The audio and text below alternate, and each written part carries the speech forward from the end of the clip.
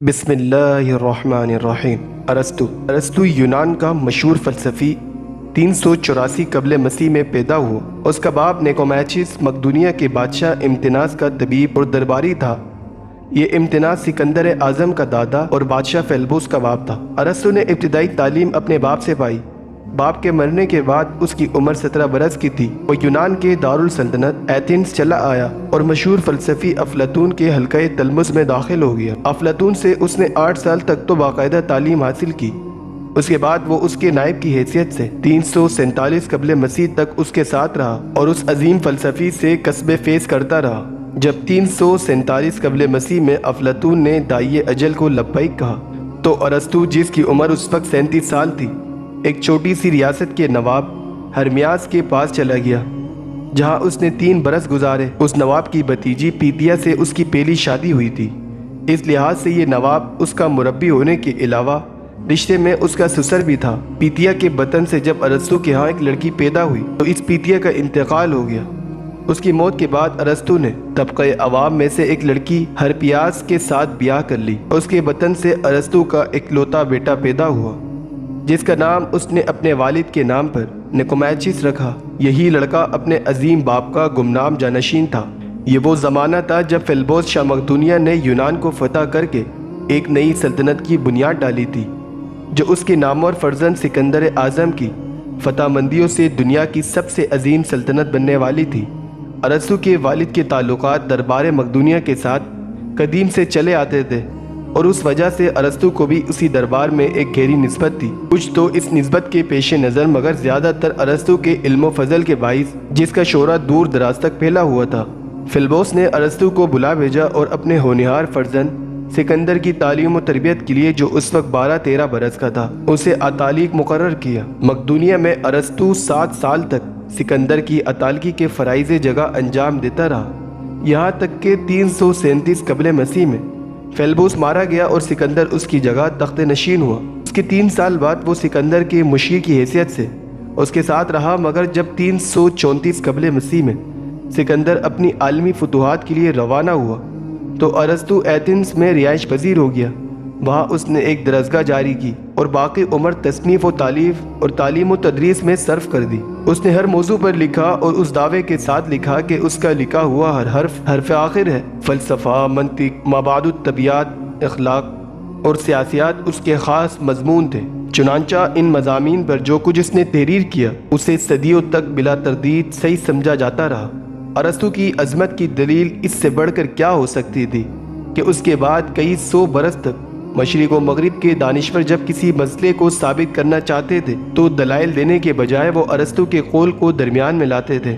چنانچہ جہاں معلوم ہو جاتا کہ ارسطو کی فلاں مسئلے کے متعلق یہ رائے ہے، تو پھر اس رائے کی تائید بھی کسی دلیل کی ضرورت نہیں۔ ارسطو استاد کل تھا اور اس کے اقوال و نظریات کے خلاف سوچنا بھی بے دانشی کی دلیل تھی۔ یہ صورتحال کیوں کر پیدا ہوئی؟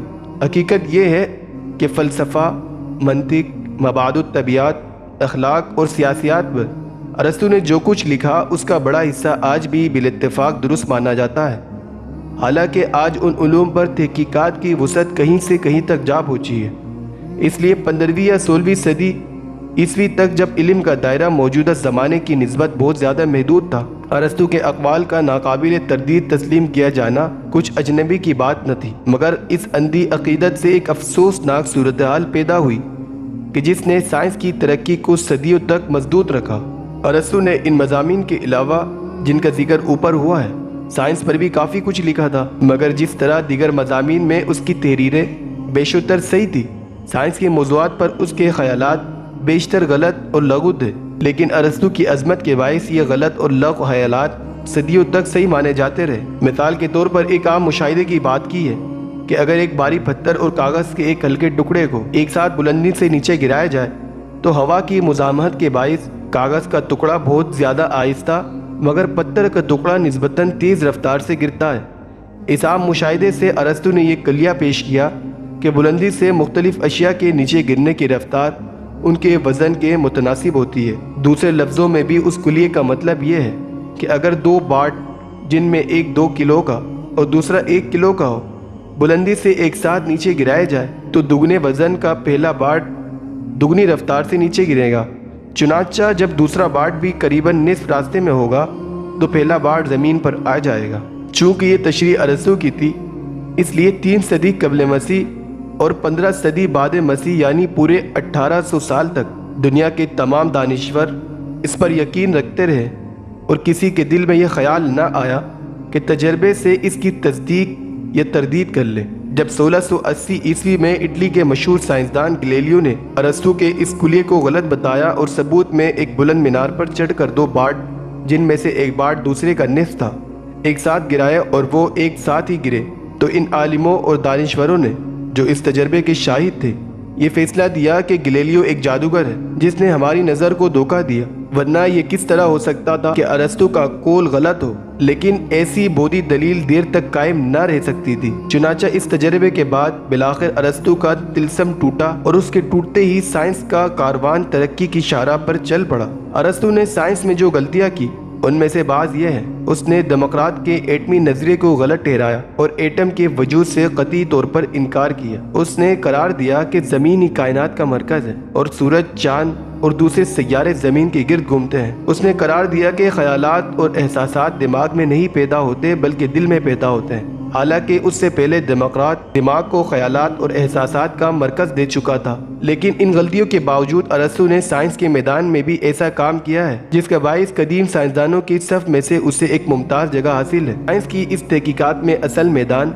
हयातियात यानी बायोलॉजी था। उसने हज़ारों पौधों और जानवरों के जो उससे मिल सके गुरूबंदी की, उनकी जिनसे और नोए मुकर्रर की, उनकी पैदाइश और नशोनुमा की तशरीहात मालूम की, बल्कि उससे भी आगे बढ़कर रहम के अंदर हैवानात के जिन्नीन के बढ़ने और परवरिश पाने के बारे में ऐसी दरियाफ्तें की जो बाद में हैरत अंगेज तौर पर सही साबित हुई। उसने बेशुमार जानवरों की लाशों को चीरा पाड़ा और उनके अंदरूनी आज़ा के मुतालिक सही मालूमात फराहम की, मगर उसने इंसानी लाश पर यह अमल नहीं किया क्योंकि ऐसा करना उस ज़माने में खिलाफ मज़हब और खिलाफ इंसानियत ख्याल किया जाता था। इन तमाम वजूह के बाइस वो दुनिया का पहला साइंसदान है जिसने हयातियात यानी बायोलॉजी की बुनियाद रखी और साइंस की तरक्की का सामान बोहम पहुंचाया। उसने जिन्नीन के नशोनुमा पाने के मुतालिक ये मशहूर कायदा मालूम किया। सबसे पहले जिन्नीन में उसके खास जिन्स की अलामत पैदा होती है, उसके बाद उसकी नौ की अलामत ज़हूर होती है और सबसे आखिर में उसकी ज़ाती खुसूसियात ज़ाहिर होती है जिसके बाइस उसकी नौ के दीगर अफराद से उसकी तमीज़ होती है। इस कायदे की तस्दीक 19वीं सदी में मशहूर जर्मन माहिर हयातियात बेयर ने की, लेकिन ऐसे वक्त में जब अरस्तू के पास खुर्दबीन तो कुजा महज एक सादा अज्सा यानी लेंस भी न था, इसलिए बायोलॉजी के मुतालिक बाज़ बुनियादी कवानीन का सही तौर पर इस्तिखराज कर लेना उसको अजीम साइंसदानों की सफ में जगह देने के लिए काफ़ी है। हयातियात की एक मशहूर शख्स तोरास यानी हेड्रेटी है। एक ख़ास वाक़ये ने अरस्तू की तवज्जो उस मौजू की तरफ दिलाई। उसके ज़माने में यूनान की एक सफ़ेद फाम औरत ने एक सिया फाम हबशी के साथ शादी कर ली। उसके 3 बच्चे हुए। इन तीनों का रंग सफ़ेद था। जब ये बच्चे जवान हुए तो उन्होंने सफ़ेद फाम औरतों से शादियाँ की, लेकिन जब उनमें से एक जोड़े के यहाँ बच्चे पैदा हुए तो उनका एक बच्चा सिया फाम था। अरस्तू ने इस वाक़ये को बयान करके ये सवाल उठाया कि जब दादा का सिया रंग बाप में मुंतकिल नहीं हुआ तो वो पोते में क्यों कर पहुँच गया। इस सवाल का तसल्ली बख्श जवाब इससे बन ना पड़ा, क्योंकि दरअसल इस सवाल को सही तौर पर हल करने के लिए मज़ीद 2000 साल दरकार थे। तोरास यानी हेड्रेटी के इन पेचीदा मसाइल को 19वीं सदी में ऑस्ट्रिया के माहिर हयातियात मैंडिल ने हल किया। इस सदी में एक अंग्रेज़ साइंसदान हर्बर्ट स्पेनर ने कुलिया मालूम किया कि जो जानवर नशोनुमा के लिहाज से कम तर दर्जे में होते हैं उनके यहाँ बैक वक्त ज़्यादा तादाद में बच्चे पैदा होते हैं, लेकिन जो जानवर नशोनुमा के लिहाज से ऊंचे दर्जों से मुंसलिक होते जाते हैं उनके यहाँ बैक वक्त पैदा होने वाले बच्चों की तादाद घटती जाती है, यहाँ तक कि इंसान और बाज़ दिगर तरक्की याफ्ता जानवरों में ये तादाद एक रह जाती है। इस कुलिये को खासी वजाहत के साथ अरस्तू ने 22 सदियाँ पहले बयान किया था। जानवरों की दुनिया में अरस्तू की तहकीकात बाज़ औक़ात हैरत अंगेज़ तौर पर सही पाई जाती है। एक जगह उसने मगरमच्छों के हाल में लिखा कि गुआम मछलियों की तरह मगरमच्छों की नस्ल कशी अंडों के ज़रिए होती है, लेकिन मगरमच्छों की एक किस्म ऐसी है जो दूध पिलाने वाले जानवरों की तरह बराह रास्त बच्चे देते हैं। ये बात हयातियात की जदीद तहकीकात से दुरुस्त साबित है। गालिबन उसको किसी जहाज़ रान ने इस बात की खबर दी होगी, जैसे एक मुहक्किक की तरह जो हर नई बात का मतलाशी रहता है। उसने फ़ौरन कलम बंद कर लिया। अरस्तू से पहले यह ख्याल आम था कि रहम के अंदर जो जिनीन मौजूद होता है وہ پورے طور پر پیدا ہونے والے بچے کی طرح شکل و شہابت رکھتا ہے، صرف اس کا سائز بے حد چھوٹا ہوتا ہے۔ ارسطو نے اس خیال کو غلط ٹھہرایا، حالانکہ اسے وہ وسائل حاصل نہ تھے جن کے باعث وہ جنین اور اس کی نشوونما کا مشاہدہ کر سکتا۔ دراصل اس نے اس مشاہدے کا کام انڈے سے لیا۔ اس نے انڈے سینے کے لیے مرغی کو ان پر بٹھا دیا۔ چند روز بعد اس نے ایک انڈے کو توڑا اور اس کے اندر زیر تخلیق بچے کا مشاہدہ کیا۔ اس کے بعد وہ تھوڑے دنوں کے وقفے سے ایک انڈا توڑتا رہا، اس کے اندر کے زیر تخلیق بچے کی نشوونما کا ملاحظہ کرتا رہا۔ اس سادہ طریقے سے اس نے کتاب فطرت کے وہ راز معلوم کر لی جو تخلیق کے باب میں بند تھے اور عام انسانوں کی نظر سے اوجھل تھے، مگر تخلیق کے اس باب کا مطالعہ کرنے میں ایک غلطی بھی ہوئی۔ یہ غلطی آپ سے آپ پیدائش کی تھی۔ ارسطو کا خیال تھا اگرچہ اونچے درجے کے جانوروں کی پیدائش کے لیے ماں اور باپ کا ہونا ضروری ہوتا ہے، لیکن نچلے درجے کے بعض جاندار زمین میں اپنے سے آپ پیدا ہو جاتے ہیں۔ مثلاً برسات کے موسم میں مینا برسنے کے بعد بعض اوقات زمین پر خراطین یعنی کیچوے رینگتے نظر آتے ہیں۔ ارسطو کے خیال میں یہ کیچوے مٹی میں آپ سے آپ پیدا ہو جاتے ہیں، ان کے ماں باپ نہیں ہوتے۔ آپ سے آپ پیدائش کا یہ نظر صدیوں تک قائم رہا اور دنیا کے سبھی دانشور اس پر یقین رکھتے رہے، یہاں تک کہ 18ویں صدی میں اٹلی کے ایک ماہر حیاتیات سپلان زینی نے اس غلطی کی اصلاح کی۔ اس نے بتایا کہ ہر جاندار شے ایک جاندار شے سے پیدا ہوتی ہے اور کسی بے جان شے میں یہ قوت نہیں ہوتی کہ وہ ایک جاندار شے کو تخلیق کر سکے۔ ڈارون کے نظریے ارتقاء کی جھلک ارسطو کی اس تحریر میں نمایاں ہے، جس میں اس نے لکھا ہے کہ زندگی کا سلسلہ نباتات سے حیوانات کی طرف اور حیوانات سے انسان کی طرف مسلسل طور پر بڑھتا جاتا ہے۔ حیوانات کی جماعت بندی کرنے میں ارسطو نے جس علم و دانش کا ثبوت دیا ہے اس کی نظیر صدیوں تک دکھائی نہیں دی۔ صرف 18ویں صدی میں یعنی ارسطو کے پورے 2000 سال بعد سویڈن کے مشہور سائنسدان لینس نے اس جماعت بندی میں اصلاح کی اور اسے جدید طریقے سے منظم کیا۔ ارسطو نے حیوانات کو پہلے خون والے جانوروں اور بے خون والے جانوروں میں تقسیم کیا، پھر دودھ پلانے والے جانور اور انڈا دینے والے جانور الگ الگ کیے، ان کے علاوہ بے شمار قسمیں بنائیں۔ انسان کو اس نے تمام قسموں سے الگ رکھا اور اس طرح اس کے اشرف المخلوقات ہونے پر مہر ثبت کی۔ تمام جانوروں کے متعلق اس کی تصریح کی، ان میں روح ہوتی ہے مگر انسان کی روح ان سب سے زیادہ ترقی یافتہ ہے، کیونکہ انسانی روح میں فہم و ادراک کی قوت پائی جاتی ہے جس سے دیگر جاندار محروم ہیں۔ نسل کشی کی تحقیقات سے ارسطو کی خاص دلچسپی تھی۔ اس کے بارے میں اس نے بہت سی ایسی باتوں کا انکشاف کیا جو حیوانات کے متعلق بالکل درست تھی، لیکن جب اس نے انسانوں کے متعلق اس موضوع پر لکھنا چاہا تو اس نے جو نکات بیان کیے ان میں بیشتر غلط اور لغو تھے۔ مثلاً لڑکے یا لڑکی کی پیدائش کے متعلق وہ لکھتا ہے اگر باپ طاقتور ہو تو اس کی اولاد میں زیادہ تر لڑکے پیدا ہوتے ہیں، لیکن اگر وہ کمزور ہو تو اس کے ہاں عموماً لڑکیاں تولد ہوتی ہے۔ فی الحقیقت یہ ایک بے سروپا بات ہے جس میں کوئی صداقت نہیں اور نہ تجربے ہی سے اس کی تصدیق ہوتی ہے۔ عورتوں کے بارے میں ارسطو کے خیالات حقارت امیز تھے۔ وہ لکھتا ہے کہ مرد کی پیدائش قدرت کا ایک شاہکار ہے مگر عورت کی پیدائش قدرت کی ایک کمزوری ہے۔ قدرت ہمیشہ مرد کی پیدائش کے لیے کوشاں رہتی ہے مگر بعض اوقات مختلف خارجی امور سے اس کی تخلیقی قوتوں میں کوئی نقص پیدا ہو جاتا ہے جس کا نتیجہ عورت کی پیدائش کی صورت میں ظاہر ہوتا ہے۔ عورتوں کے ساتھ اس کی نفرت اس قدر تھی اس نے عورتوں کی پیدائش کو قدرت کی تخلیقی قوتوں کی کمزوری قرار دینے پر ہی اکتفا نہیں کیا بلکہ عورت میں ایسی جسمانیہ خامیاں بیان کی جو ہرگز اس میں نہیں پائی جاتی۔ مثلاً اس نے لکھا کہ آدمی کے سر کی کھوپڑی میں عورت کی کھوپڑی کی نسبت زیادہ چوڑے ہوتے ہیں، عورت کے جسم میں پسلیوں کی تعداد مرد سے زیادہ ہوتے ہیں، مرد کے منہ میں جتنے دانت ہوتے ہیں عورت کے منہ میں ان سے کم دانت پائے جاتے ہیں۔ ایک جگہ تو اس نے دانتوں کی تعداد بھی بیان کر دی ہے جس کے مطابق مرد کے منہ میں 32 دانت اور عورت کے منہ میں 28 دانت موجود ہوتے ہیں۔ لیکن ان لغو اور بے سروپا امور پر حیرانی کی اتنی وجہ نہیں جتنی اس بات کی ہے کہ صدیوں تک ارسطو کے ان غلط بیانات کو صحیح سمجھا جاتا رہا اور کسی شخص کو یہ توفیق نہ ہوئی ان کی جانچ تجربے سے کر لیتا۔ کھوپڑی کے جوڑ اور سینے کی پسلیاں تو چونکہ جسم کے اندر ہونے کی وجہ سے نظر سے اوجھل رہتی ہے اس لیے ان کی گنتی کرنا آسان نہیں ہے، لیکن دانتوں کو کسی مشکل کے بغیر ہر وقت گنا جا سکتا تھا۔ پھر بھی کسی شخص سے اتنا نہ ہوا کہ وہ چند مردوں اور عورتوں کے منہ کھلوا کر ان کے دانتوں کی صحیح تعداد معلوم کر لیتا جس سے اس پر واضح ہو جاتا کہ مردوں اور عورتوں کے دانتوں کی گنتی برابر ہوتی ہے، اور اگر اتفاقیہ طور پر چند اشخاص میں یہ گنتی کم ہو جائے تو ایسا اتفاق مردوں اور عورتوں دونوں میں ہو سکتا ہے۔ لیکن جب ارسطو نے یہ بات لکھ دی تو پھر ان کی تصدیق کی کیا ضرورت تھی؟ علم دنیا میں ایسی اندھی تقلید کی کوئی اور مثال نہیں ملتی جتنی ارسطو کے ساتھ صدیوں تک ارباب علم و دانش کو قائم رہی۔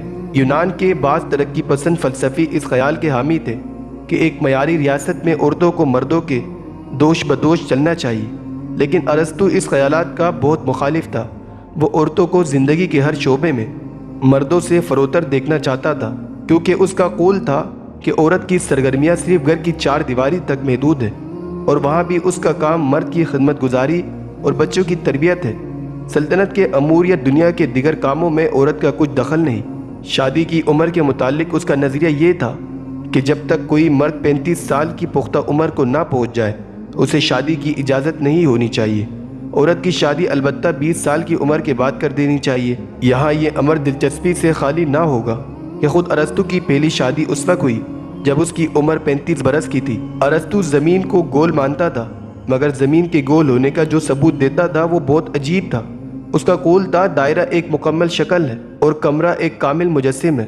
چونکہ قدرت اپنے ہر کام کو مکمل صورت میں تخلیق کرنا چاہتی ہے، اس لیے زمین کمرے کی شکل کی گول بنائی ہے۔ سورج، چاند، سیارے اور ستارے بھی اسی وجہ سے کمرے کی شکل کی یعنی گول ہے۔ زمین ساکن ہے اور سورج، چاند اور دیگر سیارے زمین کے گرد گردش کرتے ہیں۔ ان اجرام فلکی کی گردش مکمل دائروں کی صورت میں ہوتی ہے، کیونکہ دائرہ بھی ایک کامل شکل ہے۔ زمین کے ساکن ہونے اور اجرام فلکی کے اس کے گرد گھومتے رہنے کے لیے اس کی دلیل نہایت سادہ تھی۔ جب زمین ساکن نظر آتی ہے، سورج، چاند اور سیارے اس کے گرد گردش کرتے دکھائی دیتے ہیں، تو کوئی وجہ نہیں ہے کہ ہم اس عینی مشاہدے کے خلاف اور نظریہ اپنائیں۔ چونکہ زمین پر کے تمام مشاہدات میں ہم اپنی آنکھوں پر اعتبار کرتے ہیں اور عینی شہادات کو قطعی طور پر درست مانتے ہیں، اس لیے ہمیں اسی اصول کا اطلاق افلاک پر کرنا چاہیے۔ ماوی اشیاء کے متعلق ارسطو کا ایک خاص نظریہ یہ تھا جسے ہم نظریہ حرکت کہہ سکتے ہیں۔ جب خالق کل نے اس کائنات کو پیدا کیا تو اس کی ہر شے میں ایک حرکت بر دی۔ اسی حرکت کا نتیجہ ہے کہ دنیا کی ہر مادی چیزوں میں تغیر و تبدیل کا ایک لامتناہی سلسلہ جاری ہے۔ سمندر سے بخارات حرکت کرتے ہیں اور اوپر اٹھتے ہیں اور بادلوں کی صورت اختیار کرتے ہیں۔ بادل حرکت کرتے ہیں اور دور دراز جگہوں پر پہنچ جاتے ہیں۔ وہ بارش کے قطروں میں تبدیل ہوتے ہیں تو ان قطروں میں حرکت بری ہوتی ہے، جس کے باعث وہ نیچے گرتے ہیں۔ بارش کے یہ پانی جب ندی، نالوں اور دریاؤں کی صورت میں منتقل ہوتا ہے تو اس میں بھی حرکت و پیم پائی جاتی ہے، جس کے باعث وہ بہتا ہوا دوبارہ سمندر میں پہنچ جاتا ہے۔ حرکت کا یہ عمل بعض اوقات آہستہ آہستہ اور صدیوں میں جا کر مکمل ہوتا ہے، جس کا باعث پہاڑ میدان بن جاتے ہیں اور میدانوں میں آبھار پیدا ہو کر پہاڑ کی صورت اختیار کر لیتے ہیں۔ صحرا سبززاروں میں منتقل ہو جاتے ہیں اور سبززارہ صحرا ہو جاتے ہیں۔ پھر تغیر کا یہ عمل محض بے جان اشیاء تک محدود نہیں ہے، بلکہ اس کا سلسلہ انسانوں میں بھی مسلسل نظر آتا ہے، جس کا ایک مظہر قوموں کا عروج و زوال ہے۔ مختصر یہ ہے کہ کائنات کی ساری رونق اور سرگرمی صرف ایک عامل کی وجہ سے، جس کا نام حرکت ہے۔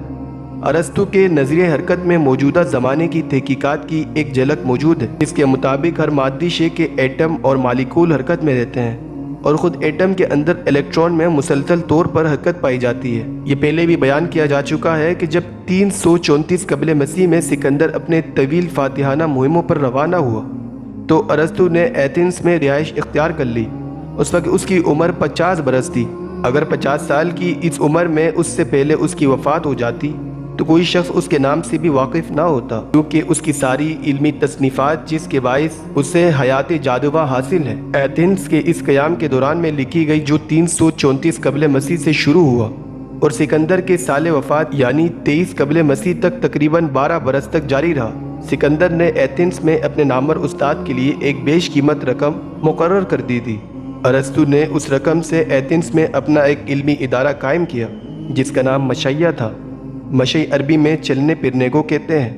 ارسطو کا طریقہ یہ تھا کہ وہ اپنے شاگردوں کو لیکچر دینے یا انہیں نوٹ اور کتابوں کے مسودے لکھاتے وقت کمرے کے اندر برابر چلتا پھرتا رہتا تھا۔ اس کی اس عادت کے باعث وہ مشائی فلسفی یعنی چلنے پھرنے والا فلسفی کہلاتا تھا، اور اس وجہ سے اس کی درسگاہ کا نام مشائی درسگاہ پڑ گیا تھا۔ مشائی کا لفظ ارسطو کے ساتھ ایسا منسوب ہوا کہ ارسطو کے شاگردوں اور عقیدت مندوں نیز اس کے علوم کے مبلغوں کو بھی مشائی کہنے لگے، اور اس کے مخصوص فلسفے نے بھی مشائی فلسفہ کا نام پایا۔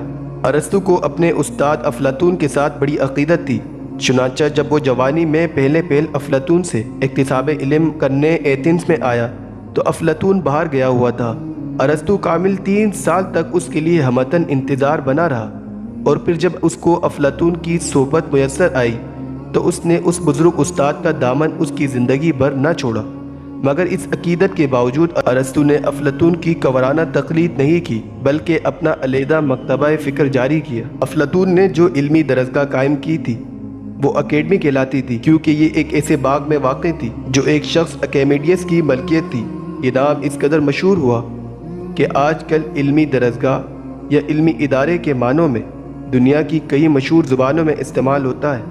ارسطو جب 50 برس کی عمر میں دوبارہ ایتھنز آیا تو اگرچہ افلاطون کو مرے ہوئے کئی سال گزر چکے تھے، لیکن اس کی اکیڈمی جاری تھی جس کو اس کے دیگر شاگرد چلا رہے تھے۔ ارسطو اگرچہ افلاطون سے گہری عقیدت رکھتا تھا، لیکن اس نے اپنے استاد کی اکیڈمی کے ساتھ منسلک ہونا پسند نہ کیا، بلکہ اکیڈمی کے مقابلے میں اپنی جدگانہ درسگاہ مشائیہ قائم کی، جس میں وہ 12 سال تک علم و دانش کے پھول بکھیرتا رہا۔ یہی 12 سال کا عرصہ اس کی تمام علمی کاوشوں کا زمانہ ہے۔ اس زمانے میں اس نے وہ ساری کتابیں تصنیف کی جن کے ذریعے اسے دنیا کے عظیم دانشوروں کے صف میں ایک ممتاز جگہ ملی۔ لیکن جب سکندر نے یونان سے بہت دور بابل میں وفات پائی اور اس کے اچانک انتقال کی خبر یونان پہنچی تو ارسطو کا ایتھنز میں رہنا مشکل ہو گیا۔ اس کی وجہ یہ تھی سکندر اعظم اور اس کا والد شاپھیلبوس مقدونیہ کے رہنے والے تھے، جنہوں نے اپنی فوجی طاقت سے یونان پر قبضہ کر رکھا تھا۔ اس لیے یونان کے لوگ دل سے مقدونیہ والوں سے نفرت کرتے تھے۔ سکندر اعظم کی زندگی میں وہ دبے دبے رہے، لیکن اس کی وفات کے بعد نفرت اور عداوت کا یہ لاوا بے نکلا۔ ارسطو تو ایک مقدونیہ کا رہنے والا تھا، دوسرے وہ سکندر کا اتالق اور مشیر رہ چکا تھا جس نے یونان والوں کو مقدونیہ کا محکوم بنا رکھا تھا۔ اس لیے سکندر کے مرنے کے بعد ارسطو کو ایتھنز میں اپنی جان کے لالے پڑ گئے۔ چنانچہ ایک رات کو ارسطو، جس کی عمر 60 سال سے متجاوز ہو چکی تھی، اپنا تمام گھر بار چھوڑ کر ایتھنز سے فرار ہو گیا اور اس نے اپنے ننیال کے شہر کولکس میں پناہ لی۔ یہاں اس کے اعزازہ نے اس کی بہت خاطرداری کی اور اس کو آرام و آسائش پہنچانے میں کوئی دقیقہ فروغ گزاشت نہ کیا، لیکن اس کے باوجود کولکس میں ارسطو کے دن بہت بے کیف گزرے۔ اس کی وجہ ظاہر ہے، اس نے اپنی زندگی کے 33 سال، جن میں عہد جوانی اور عہد کہولت دونوں شامل تھے، ایتھنز میں گزارے تھے۔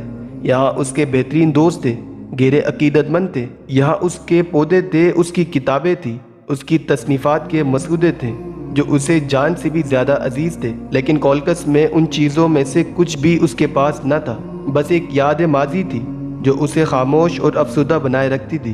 اسی خاموشی اور افسردگی کے عالم میں زندگی کی ماندہ ایام گزار کر، جو 2 برس سے بھی کم تھے، اس نے 322 قبل مسیح میں وفات پائی۔ مگر علمی دنیا میں اسے حیات جادوہ حاصل ہے، اور جب تک دنیا میں علم کا دور دورہ رہے گا، ارسطو کا نام عزت و احترام سے لیا جایا کرے گا۔ ناظرین، قصہ کمپلیٹ ہوا۔ سننے کے لیے شکریہ، جزاک اللہ خیر۔